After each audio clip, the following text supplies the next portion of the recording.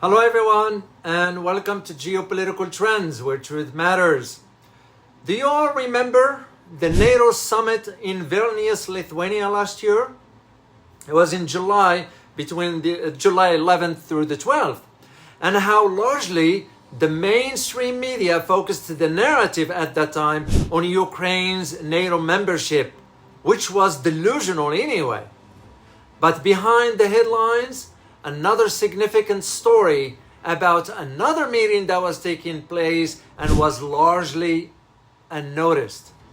NATO's gradually moving towards the Asia-Pacific region to counter China's increasing power. That's what that meeting is all about. And if this does not make your head spin, consider what the European Union wants to do. Seeking security and defense partnership with Japan and South Korea, a move that could lead to a broader joint development project in the defense industry, in my opinion. In this brief analysis, I delve into the historical context, motivations, and potential implications of this strategic shift, which is a mistake in my opinion, drawing from recent developments and historical precedents. So, what NATO and the EU are doing in Asia, and what that is all about? In an increasingly interconnected world, geopolitical strategies are evolving to address emerging threats, for example, and opportunities. Both NATO and the European Union, the EU, are expanding their focus on the Asia-Pacific region, seeking to build stronger security and defense partnerships with key countries such as Japan and South Korea. But we need to know and learn about the historical context, the origin of NATO and the EU for that matter. NATO, which was established in 1949, was originally designed to counter Soviet expansions in Europe. Its primary mission was to ensure the security of its member states through collective defense. Over the decades, NATO's focus has shifted to include a wide range of security challenges, from counterterrorism to cyber threats. The EU, on the other hand, has its roots in economic cooperation. Founded in the aftermath of World War II, it aimed to foster economic integration to prevent future conflicts. Over time, the EU has developed its own security and defense policies, seeking to complement NATO and address regional and global security issues. So, why the pivot to Asia? Well, the Asia-Pacific region has become a focal point for global strategic interests. This shift is driven by several factors. 1. Economic influence. Asia is a home to some of the world's largest and fastest growing economies. Besides China being the major global economy, that is, there's Japan and South Korea, which are technologically and an economic key player, making them critical partners for both NATO and the EU. 2. Security threats. Many in the West argue that the region faces significant security challenges, including North Korea's nuclear ambitions, territorial disputes in the South China Sea, and China's growing military assertiveness. Yet, the truth is the opposite. It is the West, mainly the US, involvements in the region that are the main source of tensions. Taiwan is a case in point. 3. Geopolitical competition. The rise of China as a global power has altered the strategic landscape and the geopolitical calculus for everyone. Both NATO and the EU recognize the need to engage with Asia to balance China's influence and ensure a rule-based international order. Here we go. Yet only Japan, South Korea, and the Philippines are so to have been sucked into this orbit. Recent developments in the EU-Japan partnership. Well, the EU is actively pursuing security and defense partnership with both Japan and South Korea. These initiatives aim to balance cooperation in areas such as cybersecurity, maritime security, and defense technology. We'll start with Japan first.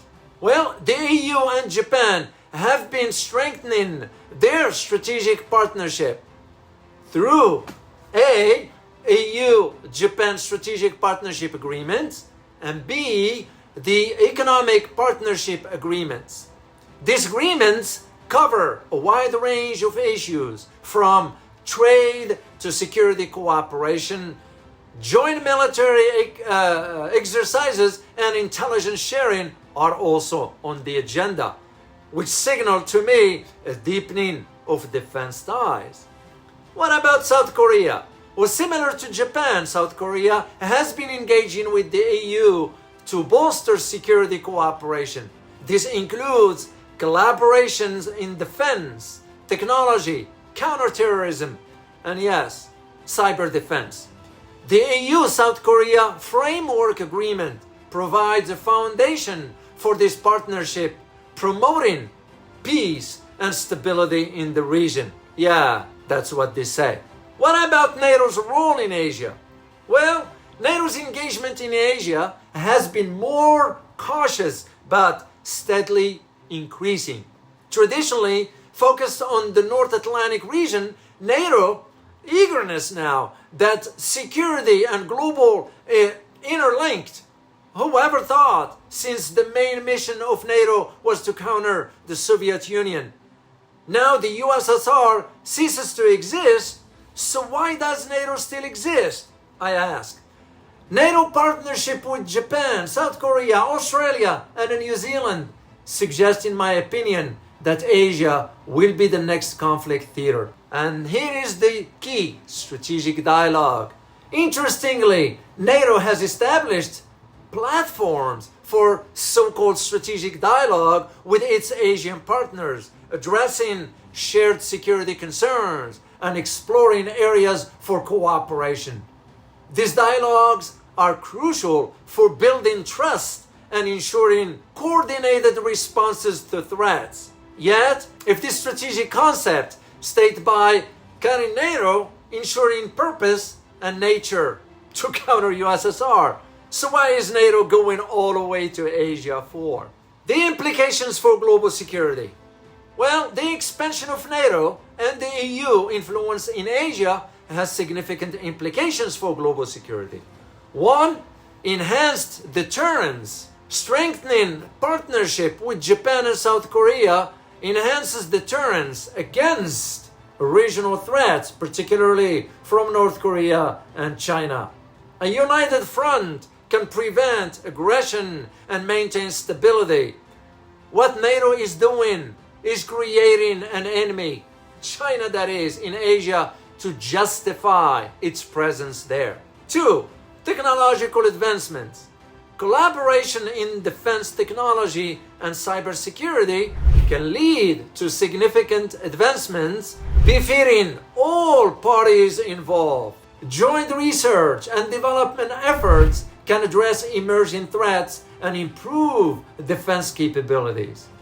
So we thought. 3, economic stability. Security is closely linked to economic stability. By fostering a secure environment, NATO and the EU can contribute to sustained economic growth and prosperity in the Asia-Pacific region. Yeah, we hope so. 4, global governance. Engaging with Asia helps NATO and the EU promote a rule-based international order. Here we go again. This includes upholding international law, protecting human rights, and ensuring free and open seas. Yet, you and I know these are nothing but slogans empty bravado so subservient nations like Japan, like South Korea, Australia, New Zealand, Philippines adhere to. Using history as my guide, while the US-Russian rivalry since its inception was mainly focused on Europe and Russia's neighborhood, it is now a bygone era compared to where this rivalry manifests itself today in West and East Asia. On the European front, Europe is more divided on how Russia is perceived, for example.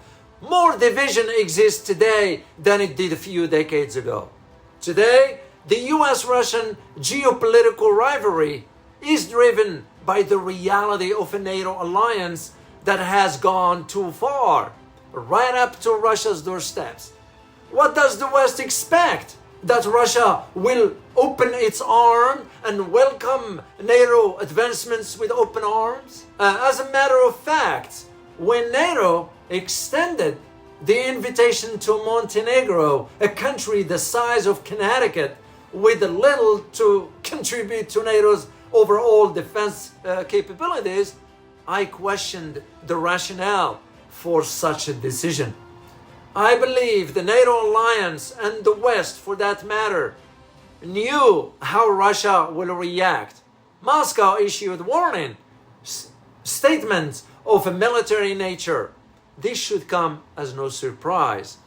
I see the same pattern now NATO is embarking on vis-a-vis Asia. Here is my conclusion for you, because I want to keep this short and concise.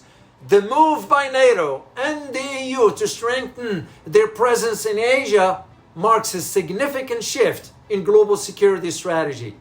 By building robust partnership with Japan and South Korea, the region will be involved in more conflict in the near future. Regardless of what you hear about both NATO and the EU's presence in Asia is aimed at 1. To enhance regional stability, 2. Deter aggression, and 3. Promote rule-based international order. Here we go again with these slogans. All this is nothing but a lie. One thing is sure. Both NATO and EU have set their sight on Asia. The question is, what will the region do to ensure its stability and security without having the collective West be involved? As this story unfolds, it will shape the future of international relations and redefine the global balance of power. If you like this video, please hit that like button and don't forget to subscribe. As always, remember, geopolitics impact your daily life in more ways than one. Till next time, thank you.